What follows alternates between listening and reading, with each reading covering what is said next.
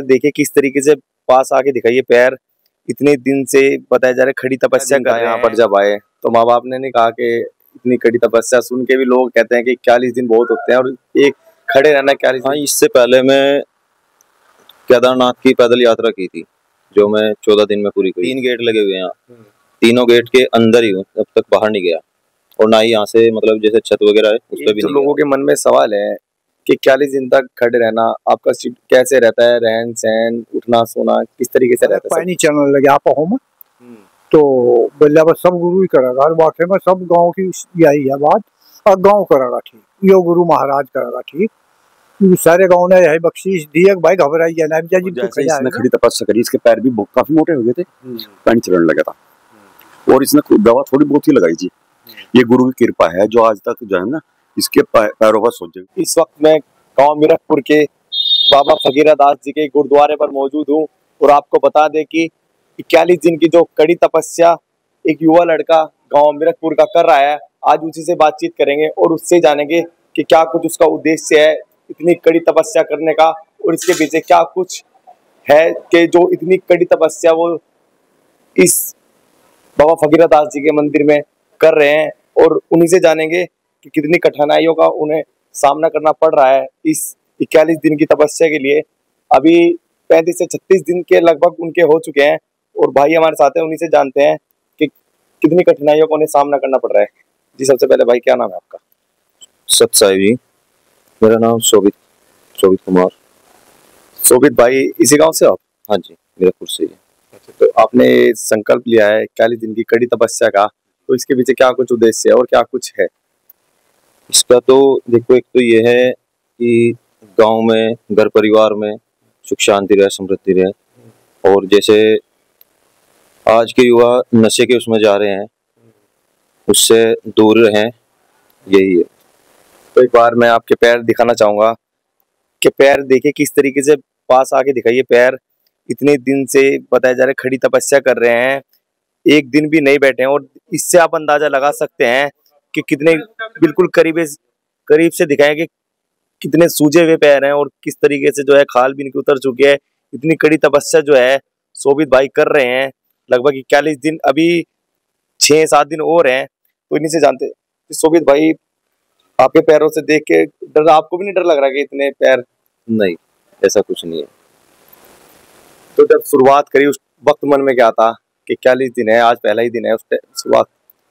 बस मन में तो गुरु जी का आशीर्वाद था, बस यही है कि जो भी करेंगे बस गुरु जी करेंगे।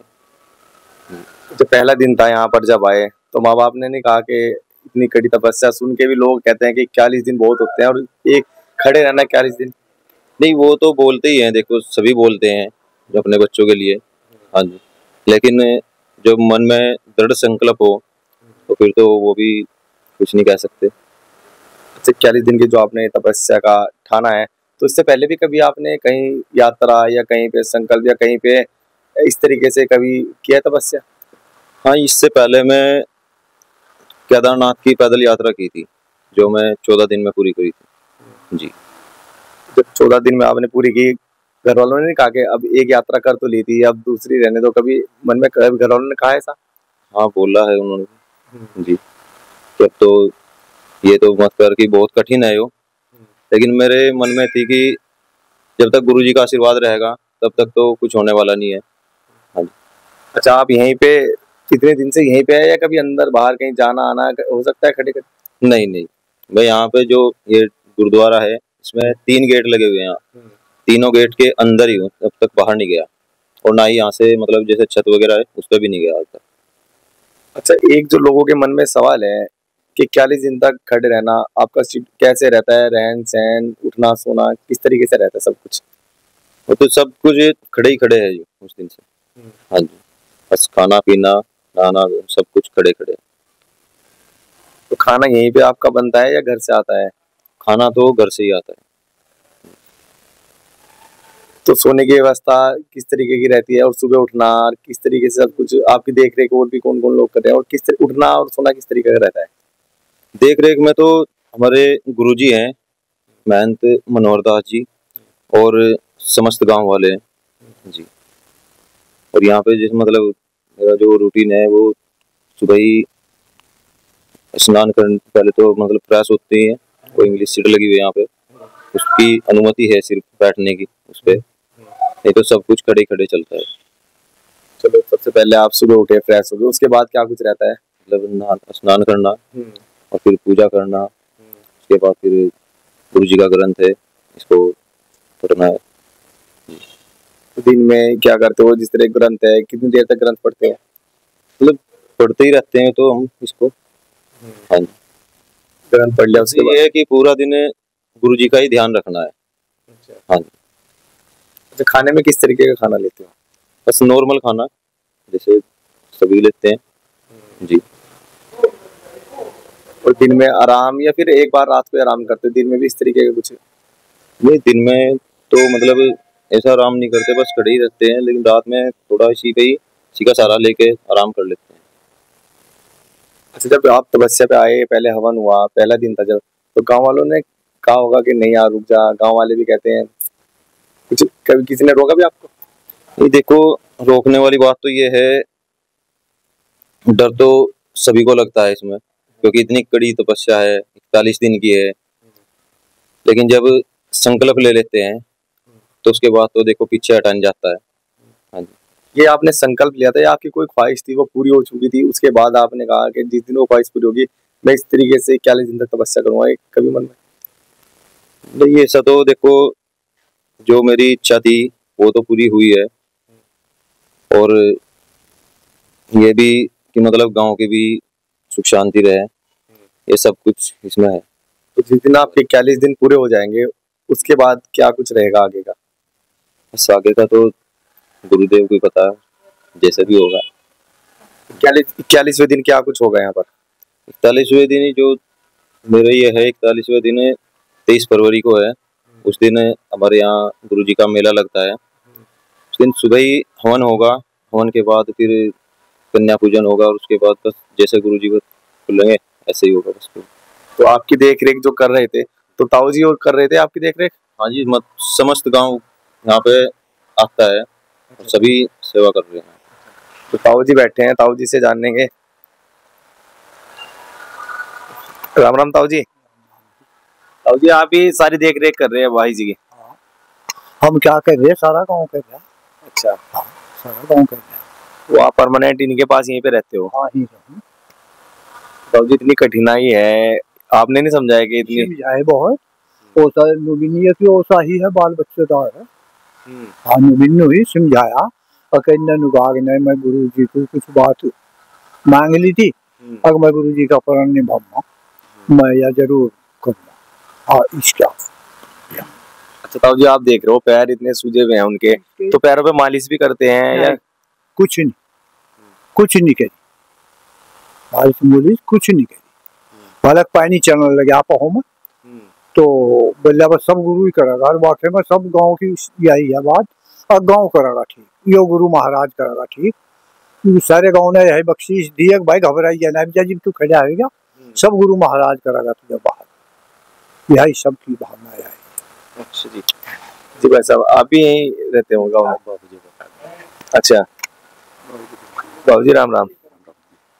बाबूजी इतनी कड़ी तपस्या आपके गांव में हो रही है, बहुत कम लोग होते हैं जिनके गांव में इस तरीके की तपस्या होती है। हमने भी गांव में देखा था, बीते गांव में 41 दिन के लिए एक बाबा जी बैठे थे धूने पे, तो उसके बाद हम यहाँ देख रहे हैं, तो क्या कुछ कहेंगे? मुझे तो एक ही बात कहनी है भाई, कि ये जो जैसी खड़ी तपस्या कर रहा, पहले सभी गांव ये कहता यहाँ गुरु नहीं रहा, गुरु नहीं रहा, तो कह रहे थे। तो जैसे इसने खड़ी तपस्या करी, इसके पैर भी काफी मोटे हो गए थे, पानी चलने लगा था, और इसने दवा थोड़ी बहुत ही लगाई थी। ये गुरु की कृपा है जो आज तक जो है ना, इसके पैरों पर सोचे उतर गया, और सब मतलब सही सलामत है। खड़ी तब वो कर रहा, अब जो आरती होगी आरती कराऊंगा, सवेरे को आरती होगी सवेरे को भी आरती कराऊंगा। हाँ जी, ऐसा कोई मतलब दुख दर्द कुछ नहीं है, तो ये गुरु की कृपा है जी। तो मानते हैं कि हाँ ताकत होती है भगवान में, ताकत है? ताकत है, अभी तो गांव ही मान गया जी। अच्छा। गुरु महाराज में ताकत है, जो गुरु महाराज चाहा तो कर सके। और आपके गांव का तो नाम पूरे प्रदेश में, देश में, हर जगह आपके गांव का नाम है, अब तो और ऊंचा हो जाएगा। हाँ जी, ये कुछ तो इसी वजह से हो जा जी, मतलब जैसा गंठा, लहसुन, तम्बाकू, ये मदिरा मांस कुछ नहीं है जी यहाँ से।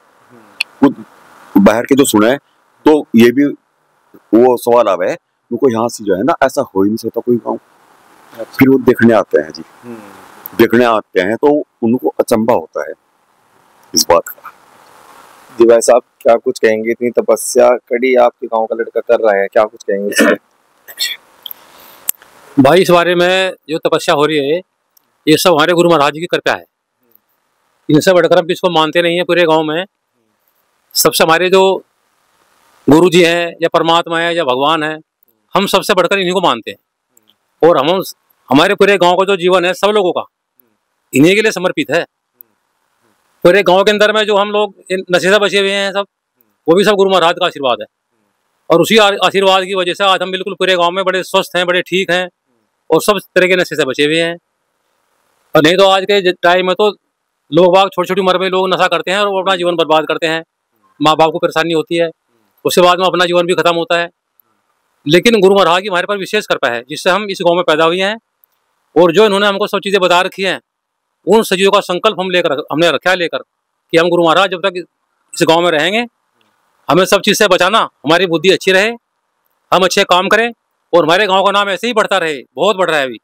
तो गुरु महाराज का बड़ा आशीर्वाद है, सब इन्हीं का आशीर्वाद है।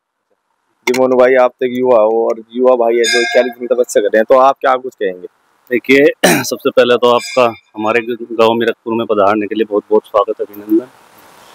मैं मानता हूं कि शोभित भाई जो 41 दिन की कड़ी तपस्या कर रहे हैं, वे कहीं ना कहीं शोभित गुर्जर युवाओं के लिए एक प्रेरणा बन चुके हैं। और उन्होंने दिखाया कि मीरकपुर के जो बाबा फकीरदास जी हैं, कहीं ना कहीं वे आज भी यहाँ गाँव के कण कण में उनका वास है और आज भी इस गाँव में विराजमान है। तो जिस तरह शोभित भाई ने तपस्या की, शोभित भाई ने एक मैसेज भी देने का काम किया।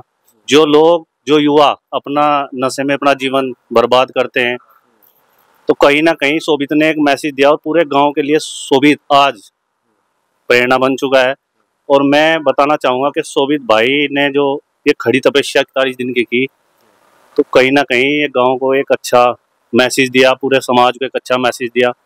तो इस तरह से हमें शोभित भाई का मनोबल बढ़ाना चाहिए और कहीं ना कहीं उन युवाओं को भी हमें कुछ सीखना चाहिए शोभित भाई से, जो अपना जीवन नशे में और फालतू की चीज़ों में अपना जीवन बर्बाद करते हैं। ठीक है, तो आखिरी सवाल बस शोभित भाई से लेंगे। जी शोभित भाई, आखिरी सवाल आपसे, तो युवाओं को क्या प्रेरणा देना चाहेंगे आप? युवाओं के लिए तो बस यही प्रेरणा है कि जो नशा करते रहते हैं इससे दूर ही रहें जी। ठीक है जी। जैसे हमारा गांव है, ऐसे ही सभी मतलब पूरा देश हमारा नशा मुक्त रहे जैसा आपका गांव है जी।